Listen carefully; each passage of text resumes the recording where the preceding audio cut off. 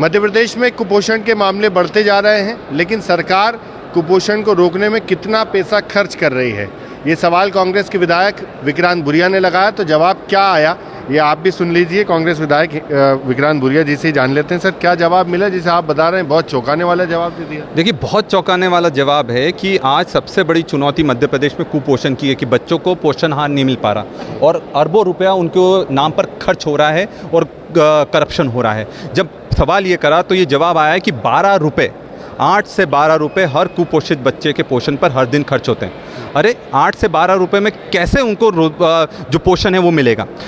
70 रुपये लीटर तो दूध आता है, दूध भी पर्याप्त उनको नहीं मिल पाएगा, केले तो दूर की बात है। और ये जो जवाब दिया है महिला बाल विकास मंत्रालय द्वारा दिया गया है, सरकार द्वारा दिया गया है, और ये भी बताया गया है कि ये जो 8 से 12 रुपये केंद्र सरकार से आ रहा है, यहाँ की सरकार का कोई अलग से बजट नहीं है।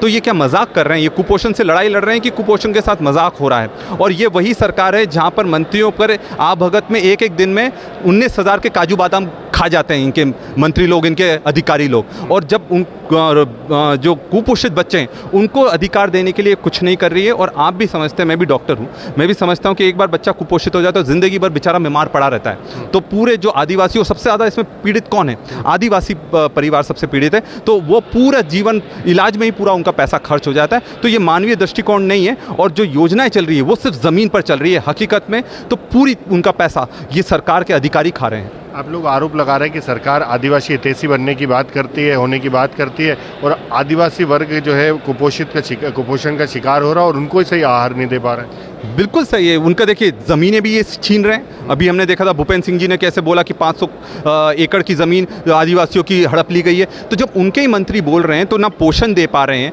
ना रोज़गार दे पा रहे हैं, ना शिक्षा दे पा रहे हैं, ना सुरक्षा दे पा रहे हैं, तो अब उनका अधिकार बचा कहाँ है? तो ये सरकार सिर्फ और सिर्फ आदिवासियों का शोषण कर रही है। और ऐसे ही मध्य प्रदेश पूरे देश में आदिवासियों पर अत्याचार में नंबर 1 नहीं बन गया है। अच्छा, ये जो पोषण आहार का पैसा दिया जा रहा है, ये केंद्र सरकार से आ रहा है कि राज्य सरकार का पैसा? जो जवाब हमको दिया गया है उसमें ये कहा गया है कि ये पैसा जो है 8 से 12 रुपये ये केंद्र सरकार दे रही है और राज्य सरकार का ऐसा कोई बजट नहीं है।